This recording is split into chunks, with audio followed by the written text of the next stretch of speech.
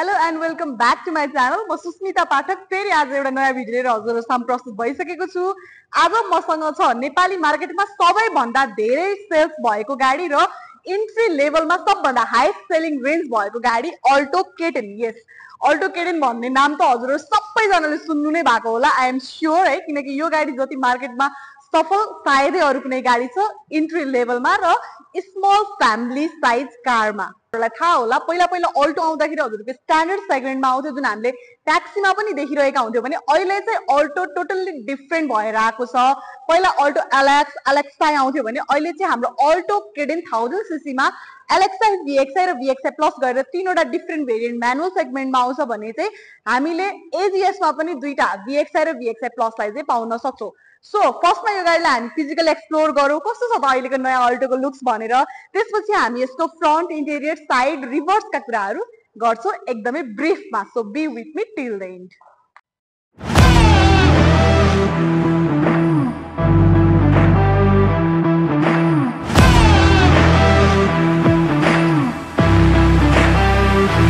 So गाडी त हजुरहरूले फिजिकल एक्सप्लोर गरिहाल्नु भयो। पहिलाको भन्दा पक्कै पनि अलिकति बोल्डली मोडर्नाइज भएको पाउनु नै भयो होला यसको बडी डिजाइन।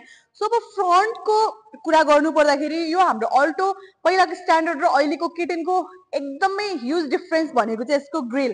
पहिला हजुरले एकदमै स्लिक फिनिसमा स्मल डिजाइनको ग्रिल पाउनुहुन्थ्यो भने अहिले हजुरलाई एकदमै एट्र्याक्टिभ बोल्ड ग्रिल दिएको छ, जसले गर्दाखेरि गाडीको फ्रन्ट लुक साइड चाहिँ अझ एग्रेसिभली राम्रो बनाइरहेको हामीले पाउन सक्छौं। अब यसमा पनि हजुरहरूले हेलोजन हेडल्याम्प नै पाउनुहुन्छ भने फग ल्याम्पलाई चाहिँ हजुरले अल्टोमा मिस गर्नुहुन्छ। अब यहाँ हामीले स्किड प्लेटको कुरा गर्नु पर्दाखेरि यसमा हामीले बडी कलर्ड स्किड प्लेट नै पाउँछौं।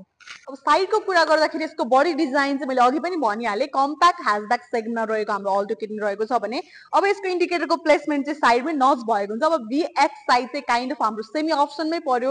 जबसम्म हजुर जेड सिरिजमा जानु हुँदैन, ZXI प्लस सिरिजमा जानुहुन्न तबसम्म गाडी चाहिँ जहिले पनि सेमी अप्सन्स बेस अप्सनमै काउन्ट हुन्छ। अब अल्टोमा हाम्रो VXI प्लस सम्म मात्रै आउनुभयो, त्यही भएर हामीले टप एन्ड भेरिएन्ट फुल अप्सनका फिचर्सहरूलाई चाहिँ मिस गर्छौं। अल्टो सिरिजमा भने चाहिने नेसेसरी फिचर्सहरू चाहिँ हजुरले इनबिल्ट नै पाउन सक्नुहुन्छ। त्यसैगरी हाम्रो यो इन्डिकेटरको प्लेसमेन्ट चाहिँ यहाँनिर नच नभएर हामीले साइडमै नच भएको पाउन सक्छौं भने यो गाडीमा हजुरहरूले 14 इन्चको स्टिल व्हील पाउनुहुन्छ। मैले भनिहालेँ हाम्रो सेमी अप्सन्समा हुने भनेको स्टिल व्हील नै हो। 14 इन्चको स्टिल व्हील चाहिँ यो गाडीमा हामीले पाउँछौँ भने 145/18R 13 भन्नुको मतलब हाम्रो यसको यो माथिको टोटल विड्थ चाहिँ 145 mm रहेको छ भने यसको हाम्रो साइड वाल चाहिँ 80% of total width of the tyre रहेको छ भने यसको R भनेको हाम्रो रेडियल मैले पहिला पनि भनिरहेँ र 13 भनेको हाम्रो यो रिमको डायामिटर। सो यो हामीले टायर साइजलाई चाहिँ यसरी बुझ्न जरुरी छ। मैले पहिलाको भिडियोमा पनि भनेको थिएँ, आई होप यु अन्डरस्ट्यान्ड है। सो अब अल्टोको कीको कुरा गर्नु पर्दाखेरि यसमा हामीले सेन्ट्रल लक पनि पाउँछौँ भने एउटा चाहिँ हामीले सेन्ट्रल लक भएको की पाउँछौँ भनेको अर्को चाहिँ हाम्रो स्ट्यान्डर्ड की छ। डोरमा हाम्रो यहाँ लक अप्सन भए पनि हामीले कीलाई युज गर्नु पर्दैन, सेन्ट्रल लकले मजाले वर्क गरिहाल्छ। हजुरले सेन्ट्रल लकको युज गर्दै गाडीमा इन्टर गर्न सक्नुहुन्छ। सो अल्टोको इन्टेरियरमा पनि हामी आइसकेका छौँ। केटेनको इन्टेरियर एकदमै सिम्पली डिजाइन गरिएको छ। सिंगल कलरको ड्यासबोर्ड हजुरहरूले यसमा देख्न सक्नुहुन्छ भने यो गाडीमा हजुरहरूले डुअल एयरब्याग्स सेफ्टी फिचर्समा पाउनुहुन्छ। अब यसमा हामीले इन्फोटेनमेन्टको कुरा गर्नु पर्दाखेरि यसमा 7 इन्चको टच स्क्रिन दिएको छ जसमा एप्पल कारप्ले र एन्ड्रोइड दुईटै नै सपोर्ट हुन्छ। अब हजुरहरूलाई म्युजिक सुन्न, कल गर्न, भोइस कमान्ड गर्न, मेसेज गर्न चाहिँ हजुरहरूले आफ्नो फोनबाट म्यानुअली युज नगरिकन डाइरेक्ट स्मार्ट वेमा चाहिँ त्यो सबै फङ्सनहरूलाई चाहिँ युज गर्न सक्नुहुन्छ।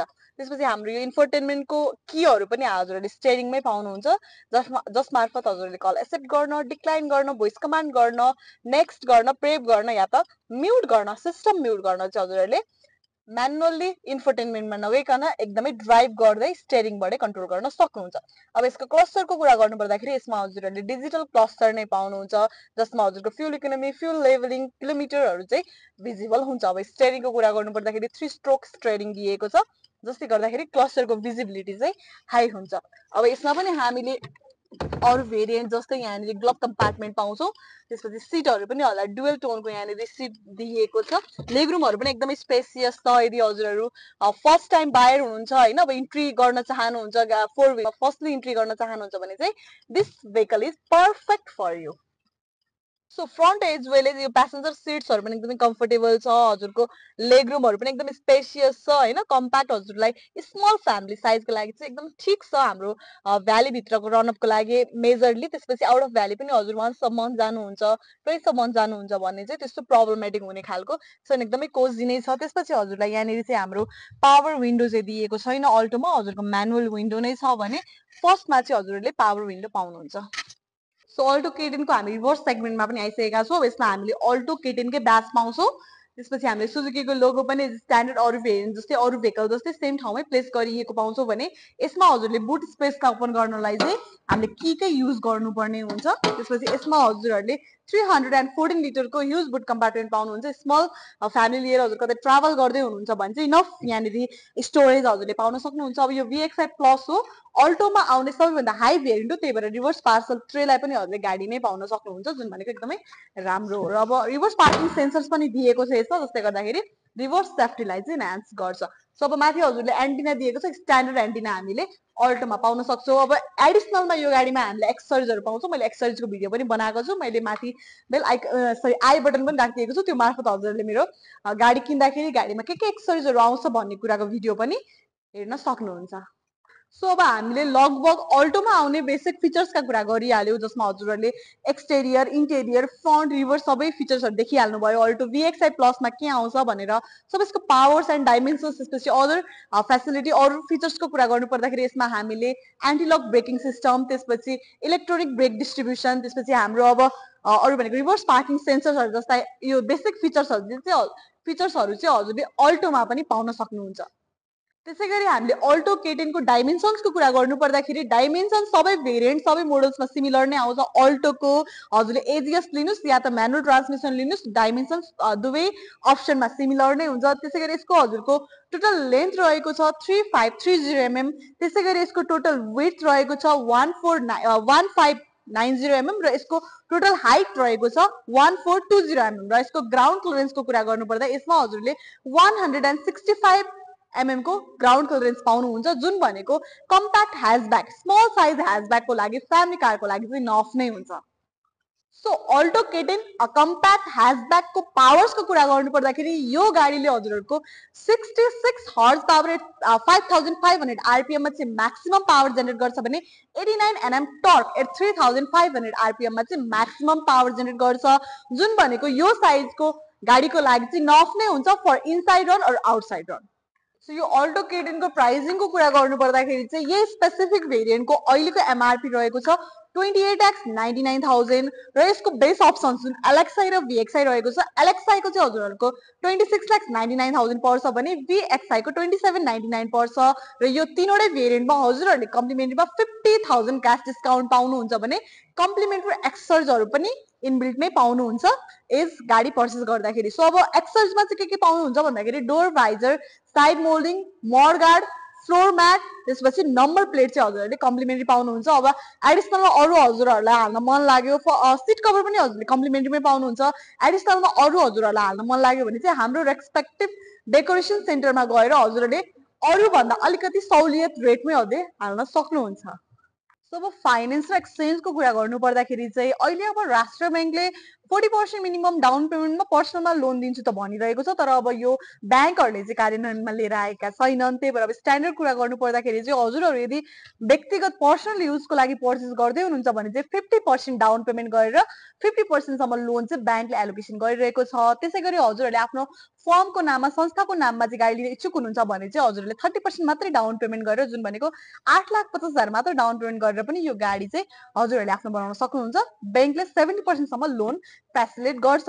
अब यो गाडी लिँदाखेरि हजुरहरूसँग पनि कुनै एक्जिस्टिङ भेहिकल छ र एक्सचेन्ज गर्न इन्ट्रेस्टेड हुनुहुन्छ भने चाहिँ हजुरको गाडी लिएर आएर हाम्रो न्यान्सी अटोमोबाइल्स, बालाजुमा अवस्थित न्यान्सी अटोमोबाइल्स, जुन चाहिँ हाम्रो बाट भटिनेको ठ्याक्कै अपोजिट डिरेक्सनमा रहेको छ, यहाँ हजुरको पुरानो गाडी लिएर आउनुभयो भने हामीले सट्टापट्टा पनि गरिदिन्छौँ र मार्केटमा पाउनु भएको भन्दा अलिकति राम्रै रेट पनि हामीले लगाइदिन्छौँ। किनकि हजुरको गाडी लिएर पनि यदि गाडी फाइन कन्डिसनमा छ, अब मेजर एक्सिडेन्टहरू भएको छैन भने त्यो गाडी चाहिँ हामीले डाइरेक्ट पर्चेजर नै खोजेर पनि हामीले सेल गर्छौँ, जसले गर्दाखेरि हजुरलाई रिकन्डिसन भन्दा अलिकति बेटर रेट चाहिँ हजुरले फिल गर्न सक्नुहुन्छ।